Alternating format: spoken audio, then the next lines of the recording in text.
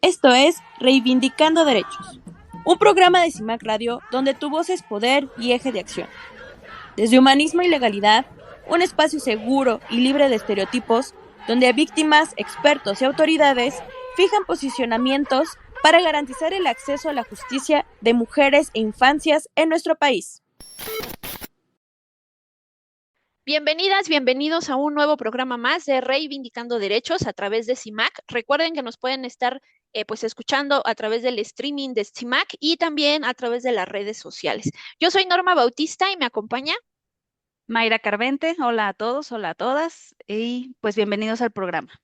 Es correcto. Hoy, May, vamos a estar platicando de una temática interesante que tiene que ver justo con las acciones del Estado, ¿no? Lo que el Estado le toca hacer en la temática, pues, de violencia contra las mujeres. Hoy vamos a platicar sobre los programas de erradicación de la violencia, perdón, contra las mujeres y tenemos una invitada muy especial.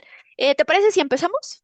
Adelante, vamos a comenzar, que es un tema muy, muy importante ahorita. Sí, claro. Ujú. Pues mira, hemos estado platicando durante los programas que hemos tenido que pues al final la violencia contra las mujeres no es como algo netamente focalizado en un territorio, sino más bien es una problemática pues mundial, ¿no? Ya de pronto desde diferentes espacios, organismos internacionales, también ciertos países han trabajado en no solamente visibilizar el problema, sino también atenderlo pues a través de políticas, ¿no? Como cuestiones de prevenir, de atender, de sancionar o erradicar este tipo de violencia, pues se obliga a de alguna manera responder a este fenómeno social, pues para garantizar esta vida libre de violencia. En nuestro país sí sabemos, ¿no? Lo hemos estado documentando, que estamos en un contexto cultural y social muy específico que marca pues algunos retos y que lo que sí podemos darnos cuenta es que aun cuando tenemos diferentes normativas y demás, todavía seguimos contando con altas tasas de violencia, pues feminicida, doméstica, violencia estructural, sistemática. Y justamente lo que queremos hacer hoy en este programa es que revisemos cuáles son los enfoques de la política pública de qué tienen que o qué tiene que contemplar los marcos normativos justo para lograr esta eliminación de la violencia contra las mujeres en nuestro país. Como lo hemos estado mencionando en otros programas y hemos hecho programas en específico, tenemos diferentes instrumentos, tanto internacionales como nacionales, en cuanto al tema de la atención de la violencia contra las mujeres. Convención Belém do Pará, Convención de la CEDAW.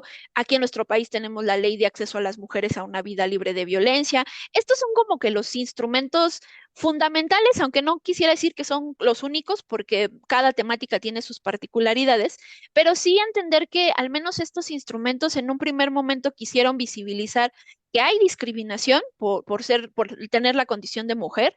En estos contextos se relacionan mucho las cuestiones de la violencia y que reconocer que existen estas violencias en diferentes ámbitos y que son de diferentes tipos, pues obliga a que primero las visibilicemos, que es lo que hace la Ley General de Acceso, ¿no? Reconocer que se dan estos tipos de violencia y estas modalidades. Y eso obliga a que, pues a nivel estatal, pues creemos un mecanismo de protección o herramientas de protección desde este matiz. Entonces, hemos platicado que se han reconocido, les decía, violencia física, psicológica, patrimonial, etcétera, ¿no? De todo lo que en su momento hemos platicado. Pero justamente cuando hablamos de la normativa nacional, como que de pronto nos quedan estas ideas de, de que de pronto el Estado como que viene así en su manto de iluminación a arreglar las cosas y no hay que olvidar que mucho de hoy día la normativa justo surgen como obligación de los compromisos internacionales. Entonces, por ejemplo, temas como la Convención Belém do Pará, ¿no? O temas como la CEDAW no solamente hablan en una parte como de derechos, ¿no? Decir, ah, bueno, las mujeres tienen derecho a esto. Deberíamos de buscar hacer tal cuestión en términos como sociales, ¿no? En la cuestión de los estereotipos y demás, pero también lo importante de estos instrumentos es que habla de las obligaciones del Estado que tiene para efectos de atender la discriminación y la violencia. Entonces, por ejemplo, en estos dos instrumentos vamos a encontrar la Convención Belém do Pará y en la Convención CEDAW hablan de trabajar en temas de los principios de igualdad, que se condenen todas las formas de violencia y de discriminación, pero también que contemos con esas medidas adecuadas para pues poder contar con estas o eliminar más bien estas prácticas que discriminen a la mujer y que estas prácticas o al menos estas medidas son de diferente índole, ¿no? Legislativas, procedimientos institucionales. Además, también van más un poquito a determinar que cuando haces un diagnóstico, ubiques cuál es esa normativa que de alguna manera genere tratos diferenciados, ¿no? Como que parecería que es una norma que no genera una afectación, pero que cuando la aplicas sí se ve esas distinciones. Entonces nos dicen que hay que ubicar esas normas, hay que tener medidas especiales para ayudar a las víctimas, modificar estos patrones socioculturales, que tengamos una legislación interna justo que permee con todos estos elementos, que existan medidas de protección, que trabajemos con esas leyes que están de alguna manera pues tolerando la violencia contra las mujeres, que pues trabajemos en la parte de la reparación, que estemos en esta parte también de modificar los patrones socioculturales, no nada más a nivel, digamos, como relacionamiento individual, sino desde el enfoque de pronto de las instituciones, ¿no? Porque pues lo hemos platicado. A veces una institución puede ser muy progresista, pero está conformada por individuos. Y si los individuos no han trabajado en la capacitación, en la sensibilización, pues van a replicar muchos de esos patrones socioculturales negativos que tenemos a nivel social, ¿no? Y eso va de la mano con trabajar con políticas de educación, de capacitación, al personal que tiene que ver con la administración de justicia, pero también a la propia población y contar también con servicios especializados, bases de datos, los enfoques especiales y diferenciados para atender las particularidades. O sea, al final es como esos pisos mínimos que a nivel estado deberían de implementarse y que de alguna manera a nivel pues internacional esto es lo que deberíamos de tener general, pero ahora tu estado en lo local haz tus ajustes necesarios para que se apeguen a estos lineamientos, ¿no? Y entonces, May, cuando hablamos de políticas públicas internacionales, ¿de qué hablamos o cuál es como el sentido? Bueno, aquí ya tú nos diste todo un panorama, ¿no? De cómo va el tema nacional, de que mucho viene arraigado o de alguna manera trae una línea, una instrucción por estos instrumentos internacionales, que lo más, como dices, ¿no? Los que más resaltan, pues son la CEDAW y la Convención de Belém do Pará, que aunque no son los únicos, como dices, pero pues sí son como piezas fundamentales o instrumentos que de alguna manera fueron los que detonaron esta creación de leyes, de programas, de mecanismos que van enfocados a erradicar esta violencia en contra de las mujeres, ¿no? Hay otro tema importante que es a nivel mundial la Agenda 2030, ¿no? Esta es muy Ujú. conocida por todos, es la Agenda para el Desarrollo Sostenible y en específico en su objetivo 5 se enfoca en promover la igualdad de género y la erradicación de la violencia. Lo ven ellos como un elemento central para un desarrollo social, ¿no? Y que no hay cómo discutir ese enfoque que ellos le dan a este objetivo número 5. Hay programas también impulsados por la ONU Mujeres. Estos programas, pues, son muy destacados y hay una iniciativa que me llamó mucho la atención que se llama Únete. Esta iniciativa es para poner fin Únete para poner fin a la violencia contra las mujeres. Fue lanzada en el 2008 y establece un marco integral para sensibilizar sobre la violencia de género, mejorar políticas públicas y garantizar también la rendición de cuentas de los gobiernos.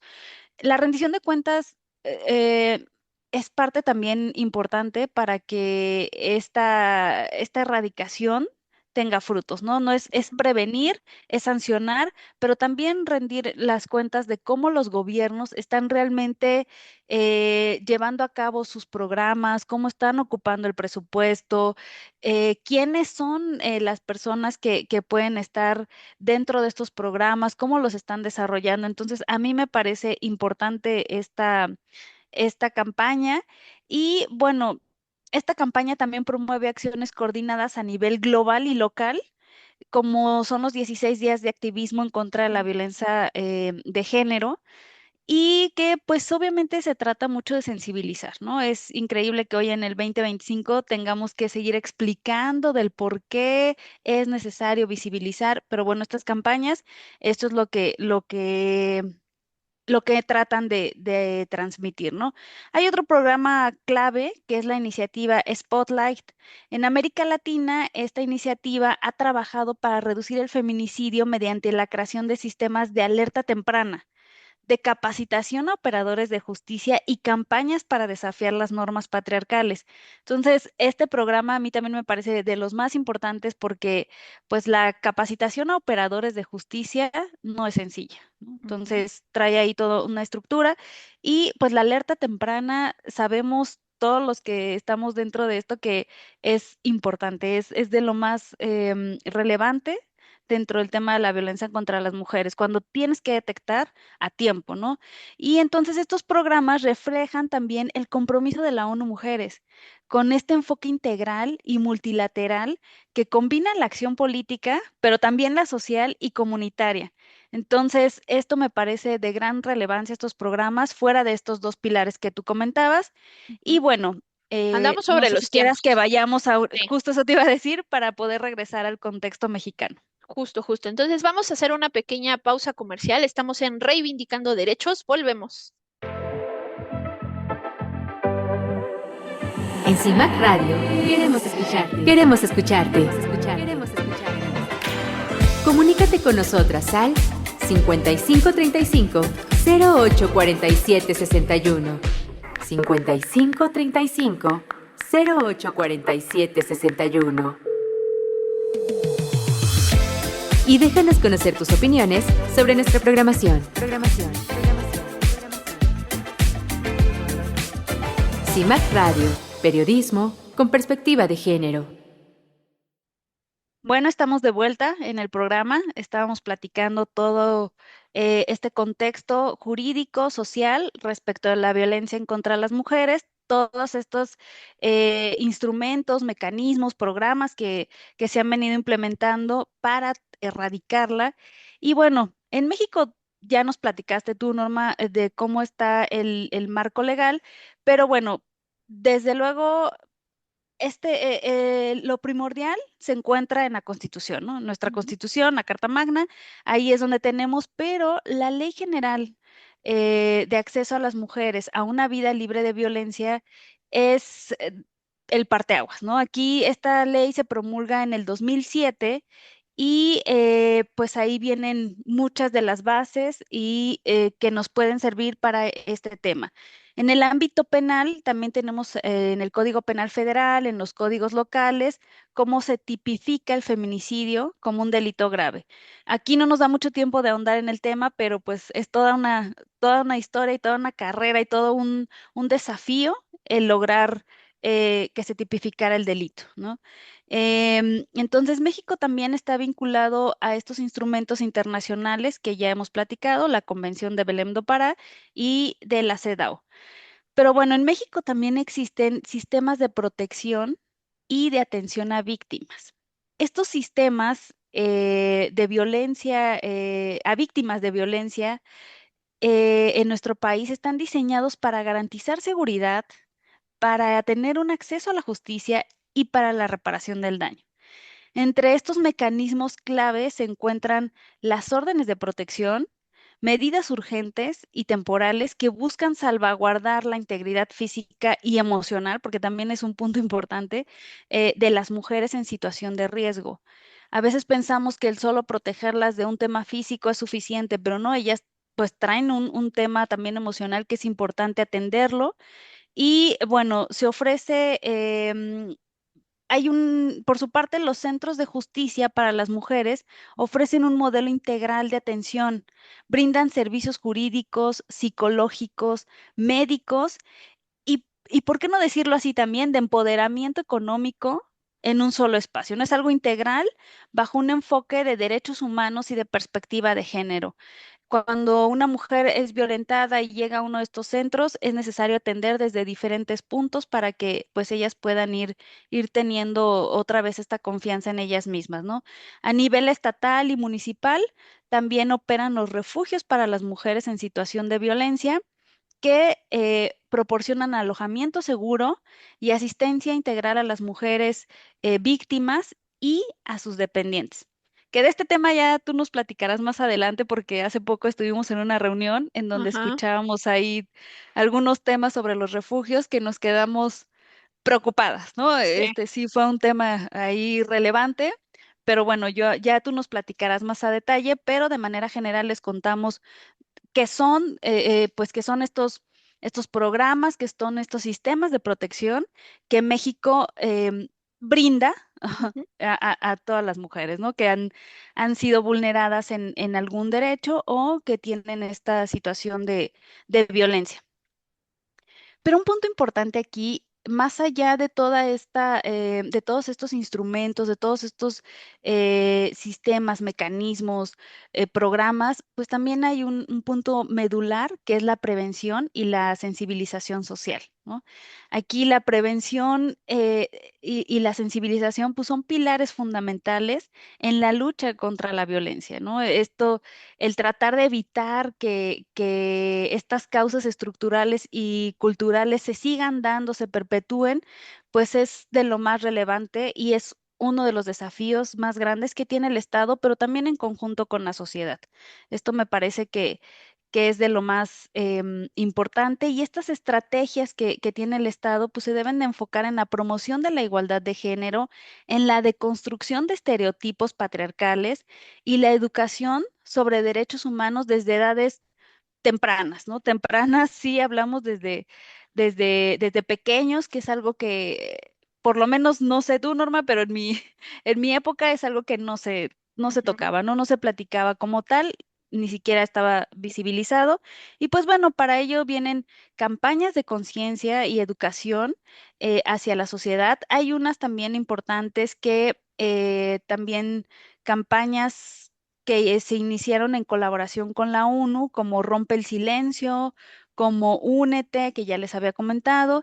Y bueno, en el ámbito educativo también hay programas como Escuelas Libres de Violencia, que se integran a esta perspectiva de género en los planteles de estudio, fomentan la igualdad y el respeto desde edades tempranas, ¿no? Aquí también uno de los puntos importantes es que estas iniciativas además de esta sensibilización, tengan un impacto relacionado con esta continuidad, ¿no? Tiene que haber una financiación también importante no podemos hablar mucho en este tema, ahondar mucho, pero bueno, el tema de financiación es importante.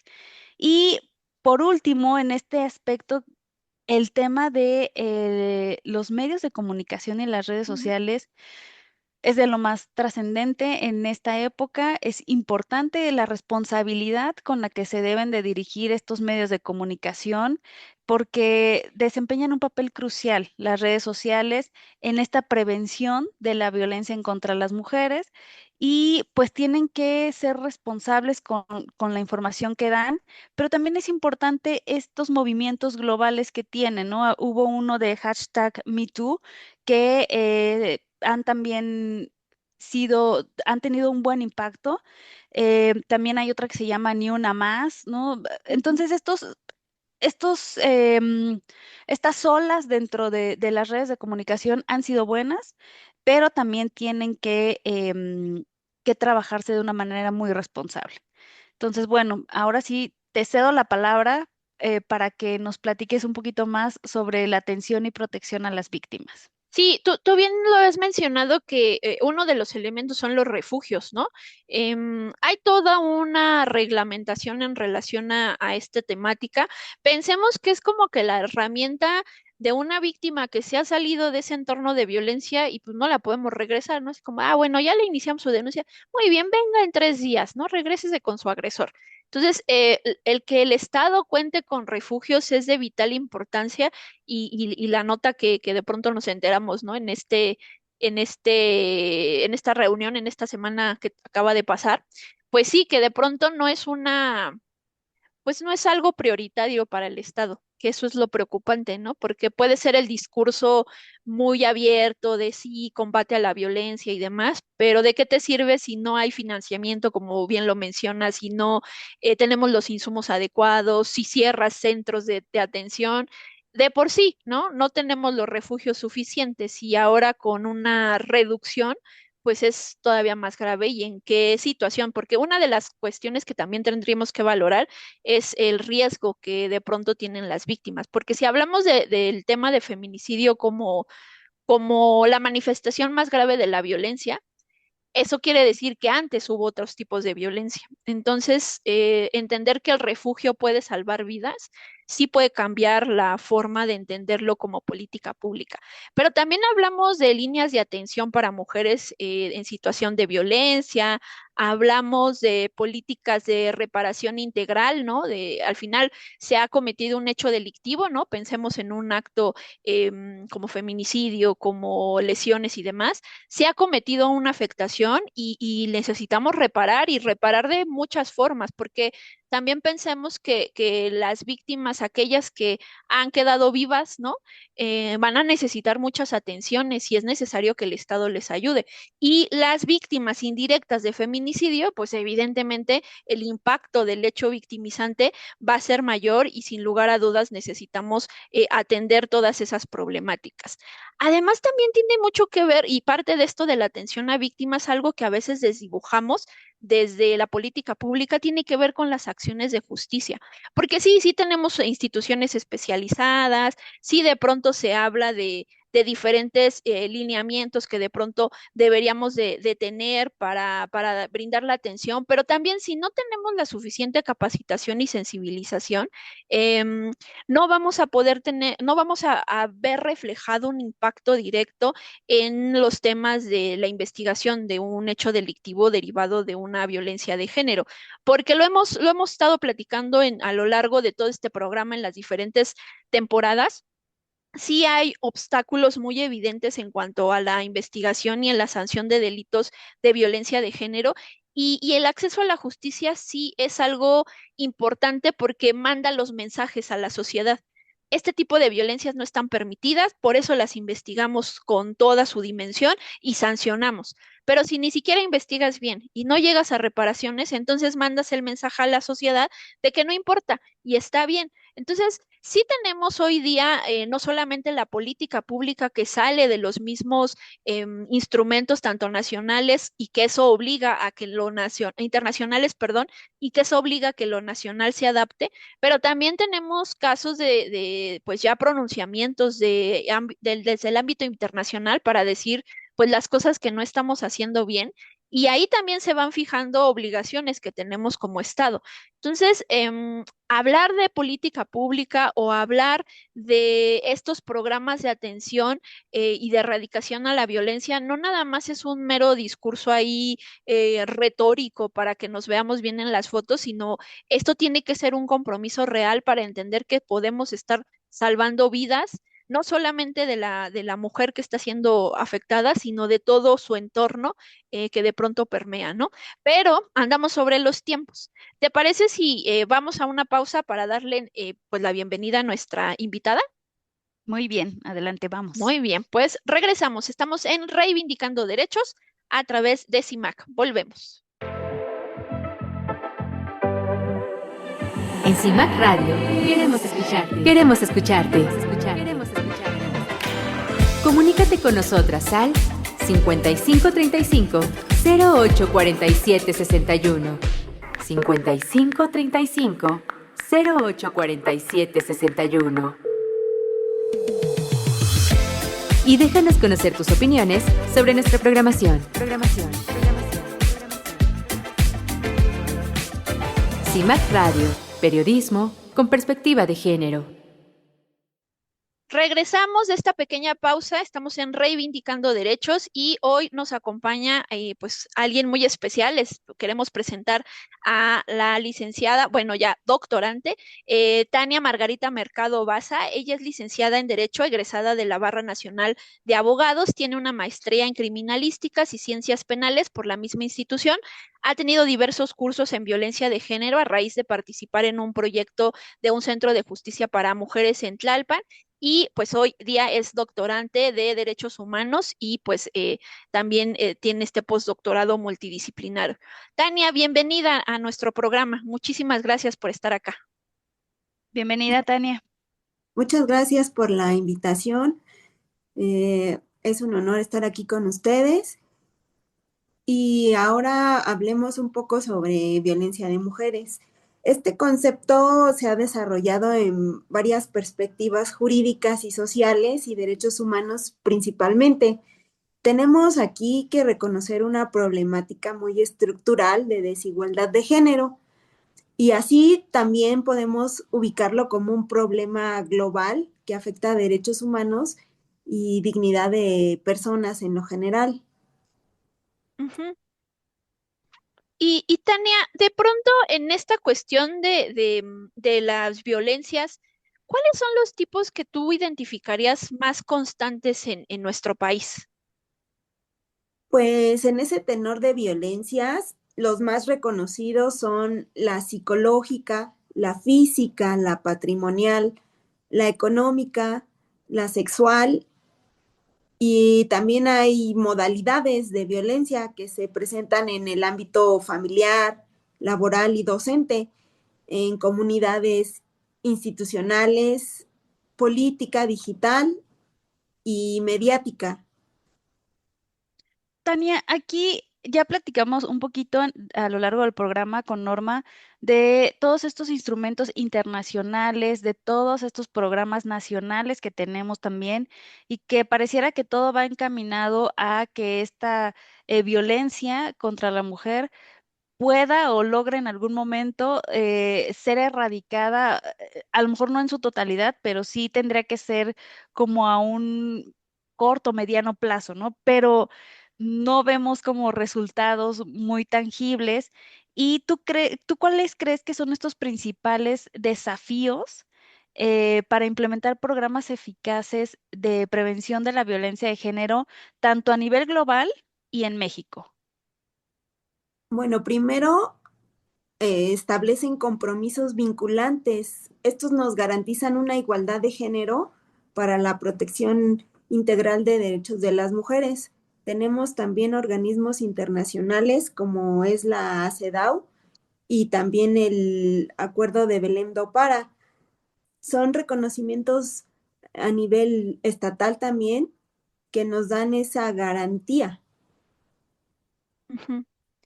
Y de pronto, pues habíamos estado platicando en el programa esta cuestión de sí tener estos dos instrumentos como tú bien lo mencionas y digamos que como para bajar esas obligaciones a nivel Estado dentro pues esos compromisos internacionales, pues sabemos que hay artículos específicos de estos instrumentos que dicen, ok, sí, pero a nivel Estado tú tienes que implementar estas acciones.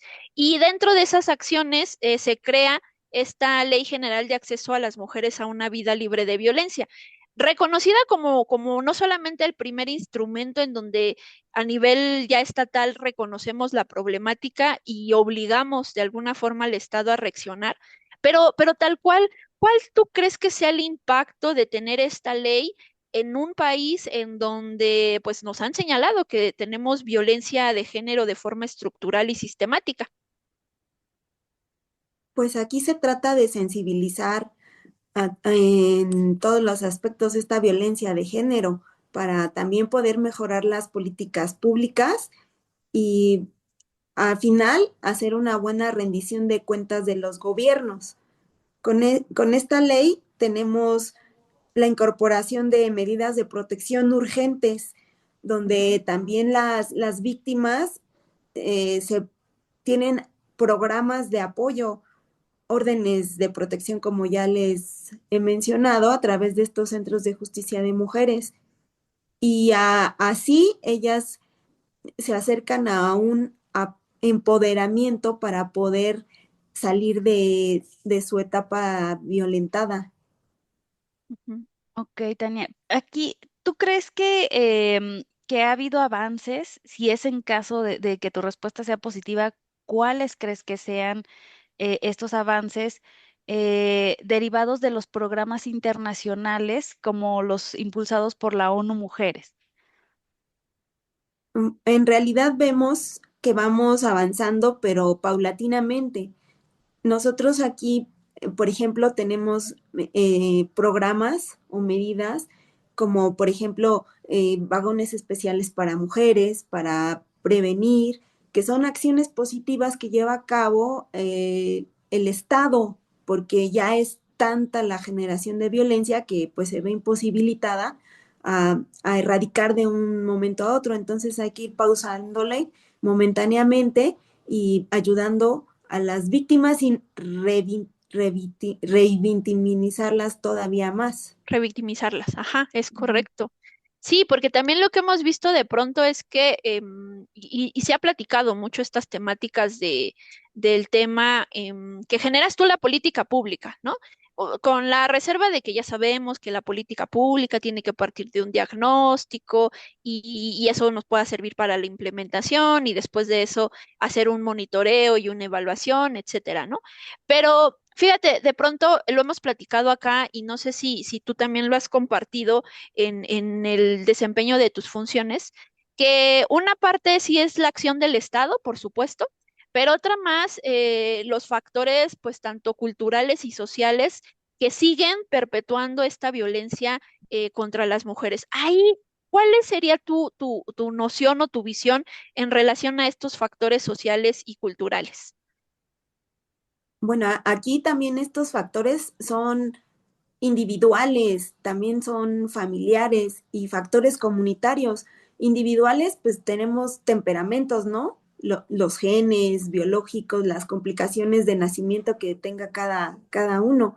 En los familiares, pues también tenemos padres ausentes, violencia doméstica. En algunos factores comunitarios, eh, no sé, algún miembro puede pertenecer a una pandilla o puede estar en aislamiento o algún tráfico de drogas. Y entonces es ahí cuando surge la combinación de estos factores para generación de esta violencia. Eh, Tania, una vez que una mujer ya ha sido violentada, pues ya vimos, también nos comentabas tú, nos platicaba Norma, vimos un poco el tema de los refugios, ¿no? Que son una medida que en teoría debe de servir mucho para una mujer.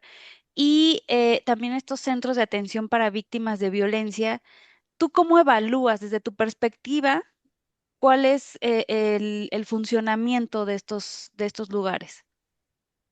Bueno, pues estos refugios para mujeres en situación de violencia son unos espacios que efectivamente están creados para garantizar esa protección y ese apoyo a estas víctimas de violencia que pues tienen enfoque con derechos humanos y perspectiva de género, pero a su vez también carecen de apoyo, tanto económico como apoyo humano. Igual tenemos ciertas materias implementadas para el apoyo, porque se necesitan psicólogos, se necesita comunicación social, se necesita eh, terapia para empoderar a estas mujeres que han tenido este ciclo de violencia.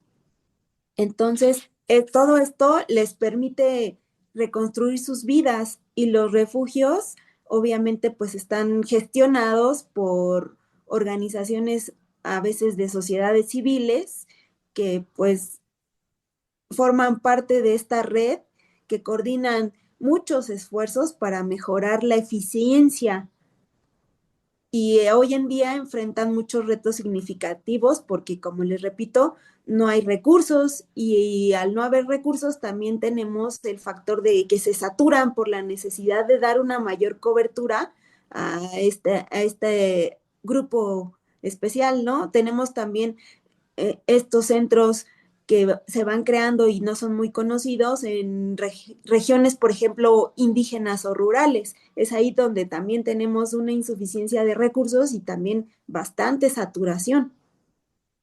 Mm, y te prendo un poco, nuestro programa, como te lo había comentado, está enfocado más a acceso a la justicia, ¿no? Aunque sí tocamos como otras cuestiones.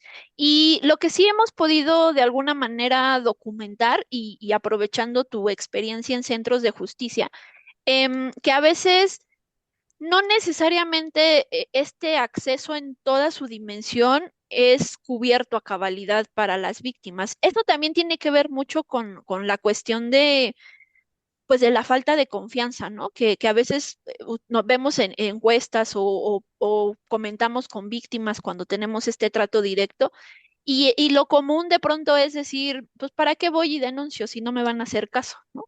¿Qué más de pronto puedo hacer? O a veces necesitan que casi casi me esté muriendo, porque así no lo han dicho de verdad. Llevo y explico estas cuestiones y al final no ocurre nada, ¿no? Nos ha pasado y lo hemos platicado en el programa de un caso de una agresión sexual en el Estado de México, en donde fueron a un centro de atención a víctimas y pues básicamente no les dieron la atención, ¿no? Cuando quisieron pasar a la víctima a, pues a que rindiera su testimonio, pues en esta cuestión de la revictimización, como tú bien refieres, fue, pues, ¿cómo es que no me puedes dar el nombre, la dirección, todo de dónde está el agresor? O sea, como que si de pronto cuando nos fueran a agredir sexualmente, uno le dijera, a ver, un momento, por favor, ¿me puede dar su INE? Le voy a Sus sacar una generales. copia, sus generales, le voy a tomar una foto para que después, de pronto, pues cuando yo ya lo vaya a denunciar, tenga todos los elementos. Muchas gracias, caballero. Ahora sí, haga uso de mi cuerpo, ¿no? Parecería que son extremos, ¿no? Lo contamos de risa, pero entonces, ¿cuáles serían qué considerarías que son estas o cuáles serían las medidas apropiadas o que deben de adaptarse para mejorar el acceso a la justicia a las mujeres víctimas de violencia? Efectivamente, como lo mencionas, necesitamos una reparación integral que abarque también restitución de derechos, esta satisfacción de la víctima que muchas veces con una disculpa es suficiente. ¿Por qué? Porque entramos en estos ciclos que llamamos ciclos de violencia, en la fase de la tensión donde aumenta esta intensidad y hasta termina la comunicación, ¿no? Después llega la fase de violencia que puede llegar hasta agresiones físicas o sexuales, como nos los comentas. Y al final llegamos a la última fase, ¿no? La fase de la luna de miel, donde te dice, bueno, ya discúlpame, ya no lo vuelvo a hacer, promete que no repite la violencia y continuamos ese ciclo. Entonces, esa reparación integral debe tener única y exclusivamente esos enfoques a la víctima para también recomendarle y enseñarle que con las experiencias de las generaciones pasadas, ella también puede lograr algo o exponer su experiencia para las próximas generaciones, porque esto exige muchas respuestas y servicios que pues son adecuados e inadecuados. Y también reconoce esos indicios, o sea, esos indicios al maltrato y cómo poder ayudarlas. Esa es una capacitación que también se necesita en estos refugios. Toda esta violencia o estos ciclos de violencia que a veces van sufriendo las mujeres, eh, en el mejor de los casos llegan a un refugio o en el mejor de los casos logran hacer su denuncia, en el mejor, no, hay como algunas vías, pero en la experiencia nos va diciendo que estos ciclos de violencia muchas veces terminan en feminicidios. Eh, Tristemente, por no tener una prevención temprana, por no tener una alerta a tiempo, por no tener una red de personas en las cuales apoyarte, o porque también fuiste a denunciar y no te hicieron caso. Hay muchas cosas que nos van llevando hasta que también, pues, estas violencias terminan en feminicidios. Es complicado a nivel nacional las cifras que traemos, todavía la ideología que tienen muchas personas respecto de por qué existe el feminicidio, ¿no? Pero en tu experiencia, en todo lo que todos tus conocimientos, Tania, ¿qué estrategias consideras que pueden ser más efectivas para prevenir los feminicidios en México? Bueno, primero yo considero que es necesario fortalecer esta infraestructura de la comunicación hacia las personas y capacitarlas, hacerlas sensibles, especialmente a los contextos que se viven en la sociedad, en la alta demanda que se tiene de estos feminicidios. También surgieron a raíz de de la pandemia del COVID-19. ¿Por qué? Porque ya era un estado donde era convivencia y entonces esa convivencia a nivel ya solitario tenía como consecuencia desacuerdos, malas comunicaciones y terminaba en estos eh, drásticos feminicidios, ¿no? Y fíjate que en ese punto que tú bien lo mencionas, el discurso oficial en aquel momento pues, el encierro que todos teníamos, ¿no? Se decía, no, pero pues si no hay riesgo de que las mujeres estén encerradas, eso no está aumentando los casos de violencia de género. Claro, también hay que recordar que durante la pandemia, aunque si bien es cierto las fiscalías o las instancias de atención a víctimas pues no paraban, sí había menos personal, ¿no? Entonces era también como más complicado. Pero el discurso oficial era ese, de no está pasando nada y desde ahí de pronto los propios números daban cuenta de que era falso. No solamente, evidentemente sí hemos visto una pequeña reducción de feminicidios, ¿no? En los históricos, pero curiosamente vemos aumentos en otros tipos de delitos que tienen que ver con violencia de género. Entonces, ni siquiera quiero aventurarme a decir que hay una política exitosa de erradicación de feminicidios, no. Pero si lo quieren al menos institucionalmente plantear así, la realidad es que pudieran estar bajando los feminicidios, pero están aumentando los delitos de violencia de género. Y eso en algún momento, por eso hablábamos también de pronto del riesgo feminicida, ¿no? ¿Qué tanto de lo que tú ya estás ubicando que están en riesgo en ellas, si no actúas de forma correcta, pues de pronto eso es lo que va a generar las afectaciones? Y bueno, retomando como a la pregunta, ¿no? Que planteo hacer. Justamente mencionabas tú, Tania, y también lo hemos pues corroborado nosotras por ser parte de sociedad civil, a veces esas omisiones que de pronto el Estado no atiende, las cubre las propias organizaciones de la sociedad civil. Pero tal cual, ¿dónde ubicarías tú esas acciones directas que pues sociedad civil podría realizar para erradicar la violencia? Pues brindan apoyos inmediatos, ¿no? Y creamos, no sé, un instituto nacional de las mujeres, en líneas de llamadas, el 911, o sea, emergencia, para que de esta forma tengamos especializados los casos y se puedan tomar acciones inmediatas a efecto de pues llegar a un feminicidio. Ajá. Sí, y justamente, como bien lo refieres, estas acciones del Estado pues pueden ayudar a prevenir, ¿no? Que de pronto esas son, me parece que cuando hablamos de temas de violencia o temas de violaciones a derechos humanos hay que tener muy presente, y esto ya para ir cerrando porque tenemos que hacer nuestro corte, no hay que olvidar que cuando tenemos víctimas, tiene que ver también con la inacción del Estado.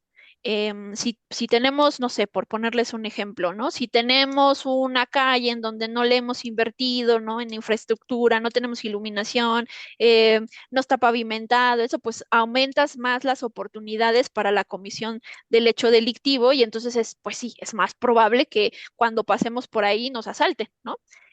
Pero de pronto también hay que entender que justamente esas omisiones y esas inacciones generan las afectaciones y de pronto no nada más podemos lavarnos las manos y decir, sí, pero el feminicida es Chuchito Pérez, ¿no? Sí, pero ¿qué tanto como Estado generaste ese caldo de cultivo para que este agresor cometiera ese hecho delictivo, ¿no? Y pues desde ahí tenemos esta noción. Pero andamos sobre los tiempos. Entonces, ¿qué les parece si hacemos una pequeña pausa comercial para seguir platicando de esto? ¿Están de acuerdo? Muy bien, De acuerdo. regresamos. Muy bien, pues entonces recuerden, estamos en Reivindicando Derechos a través de CIMAC. Nos pueden estar escuchando y viendo a través de las redes de CIMAC, a través del streaming. Y estamos hablando sobre los programas de erradicación de la violencia contra la mujer. Volvemos.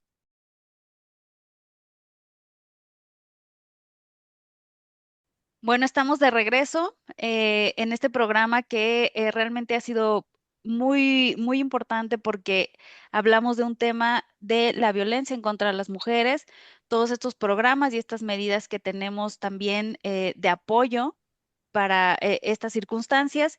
Y hoy nos acompaña Tania, que nos ha estado platicando también dentro de toda su experiencia, cómo ha visto estos programas y estas medidas. Y Tania, aquí sé que son muchos los retos que se tiene para garantizar una vida libre de violencia a las mujeres, por lo menos en nuestro país, pero desde tu perspectiva, desde tu experiencia, ¿cuáles son estos principales retos, pero a corto y mediano plazo, que tú ves? Em, Tenemos muchos retos indispensables para fortalecer esta capacitación de género y aumentar los recursos a estas instituciones de justicia para asegurar este enfoque que atienda las necesidades muy específicas de las mujeres. Entonces, aquí tenemos, por ejemplo, a corto plazo, crear más más centros donde todas estas áreas tengan una capacitación específica para poder atender y dar más oportunidad a las mujeres que llegan en ese riesgo o con ese peligro. Y a mediano plazo yo considero que es muy esencial construir un sistema judicial que promueva una igualdad de derechos humanos a- enfocado a la eliminación de estas barreras, pero a los grupos indígenas, a los migrantes o a las personas con discapacidad, porque ese puede ser otro factor muy importante que también les puede estar generando violencia. Y estas personas, como están en este estado, no pueden ser defendidas, porque ni siquiera ellas mismas saben que están siendo violentadas porque las toman como su rol en ese funcionamiento familiar. Claro, sí, eso es como bien complejo. Pero justamente aprovechando tu experiencia y tu expertise en este trabajo que tuviste en el centros de justicia, eh, ¿nos podrías compartir cuáles fueron o qué ubicas como áreas de oportunidad, así como de aquí lo hicieron mal, hay que componerlo así? Y cuáles son las cosas que tú consideras que son buenas prácticas, que así como señalas que deberíamos de abrir más centros, esos centros qué deberían de tener sí o sí, porque sí funcionó con lo que tú pudiste detectar.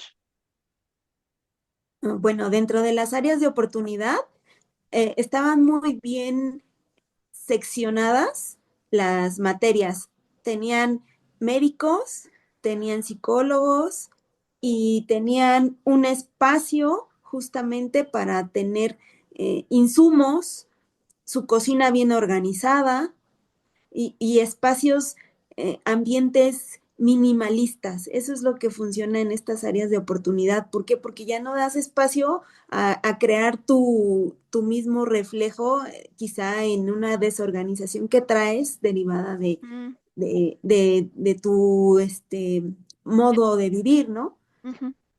Eso para mí funcionaba perfectamente porque podías ubicar cada lugar, esta área era medicina y en medicina no encontrabas más que cosas médicas, la enfermera o el médico, ¿no?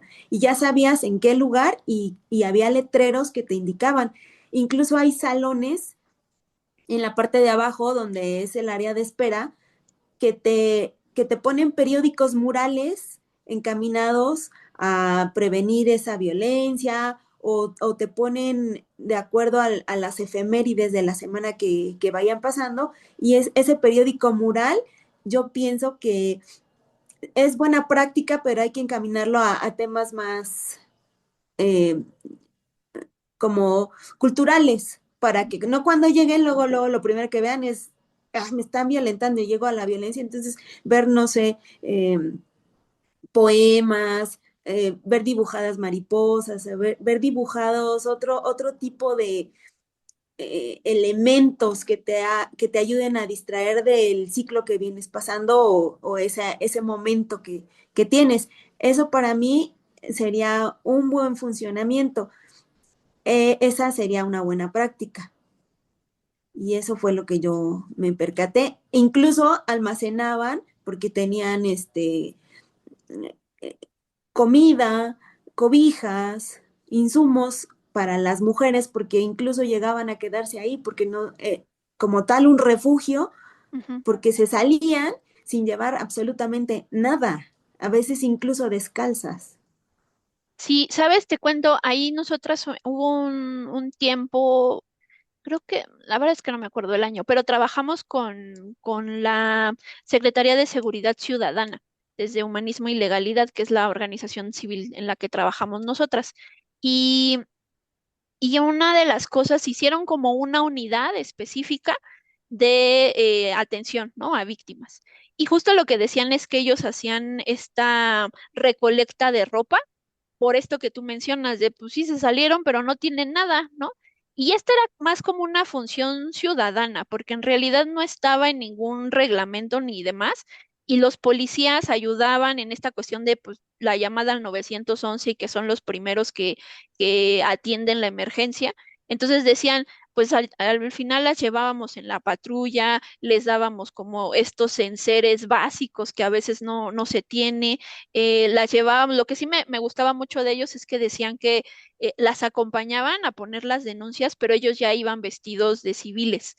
Y entonces así como, ah, pues solo te acompañé a Titania porque vas a poner la denuncia. Y Mayra, que era la Ministerio Público, así de, ay, no, yo no las voy a atender y no me interesa. Y entonces ya cuando había este obstáculo al acceso a la justicia, entonces ya salían y soy el oficial tal, usted tiene que atenderla, y entonces ya cambiaba como el panorama. Por desgracia ya no pudimos seguir acompañando ese proyecto, pero me parece que al final las buenas prácticas dan una visión generalizada de, pues también de la empatía, ¿no? De como servidores públicos deberíamos de tener para con las víctimas que no están pasando por un momento fácil, y acercarse con un completo desconocido a decirles lo que ha sucedido en toda su vida o todo el contexto de violencia es complicado. No sé tú qué pienses, May.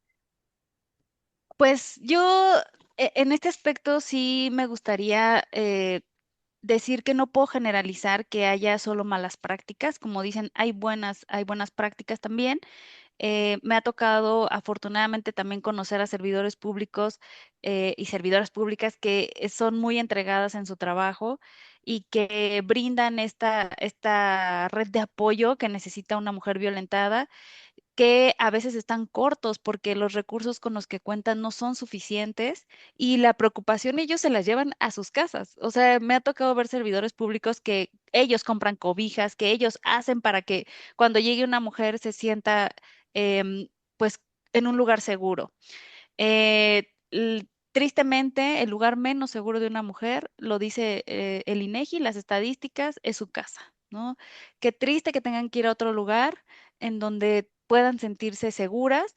Pues ya hoy en día también siento que esta violencia ya no solo es responsabilidad de atacarla del Estado, sino tiene que ser de manera conjunta con la sociedad debemos de dejar de pensar de por qué le hacen tanto ruido al tema de la violencia en contra de las mujeres, de por qué el feminicidio, de por qué la marcha, de por qué, o sea, es un trabajo, me parece, conjunto de concientizar, sensibilizar Estado, sociedad. Entonces, y que las mujeres también me da no gusto, pero me da de alguna manera esta pues esta otra perspectiva de que si están subiendo las denuncias es porque las mujeres también se están atreviendo a hacerlo. Y esto es algo importante y pues ahora a trabajar de manera conjunta todos. Sí, sí, sí. Y pues Tania, no sé si pues ya estamos por cerrar, estamos sobre los últimos tiempos para este programa. No sé si hay algo que le quieras decir al auditorio, algo que consideres relevante y que no te preguntamos. Es tu momento, Tania. Ok, muchas gracias.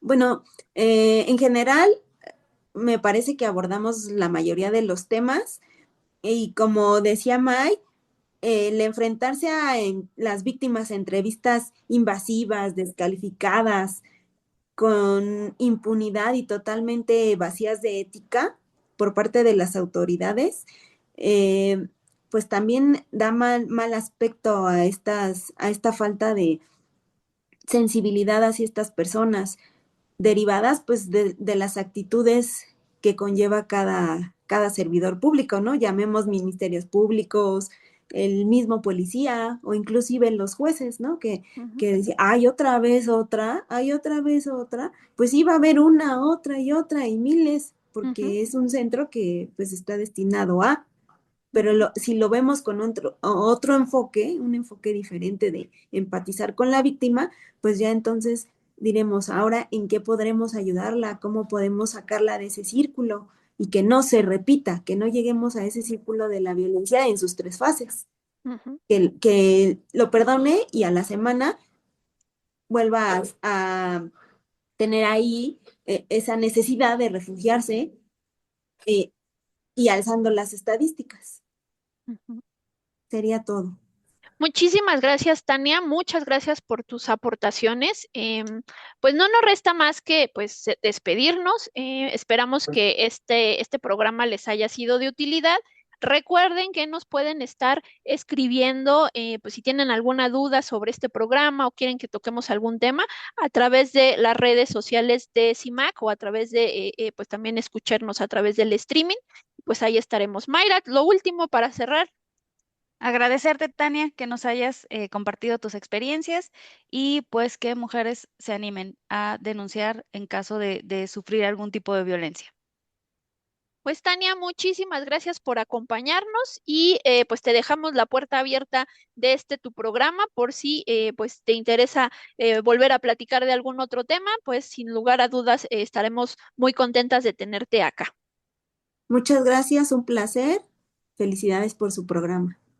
Gracias, gracias. Pues Gracias. no nos resta más que despedirnos. Cuídense mucho. Nos vemos la siguiente semana. Bye, bye. Gracias. Bye. Esto es Reivindicando Derechos, un programa de CIMAC Radio donde tu voz es poder y eje de acción. Desde Humanismo y Legalidad, un espacio seguro y libre de estereotipos, donde víctimas, expertos y autoridades fijan posicionamientos para garantizar el acceso a la justicia de mujeres e infancias en nuestro país.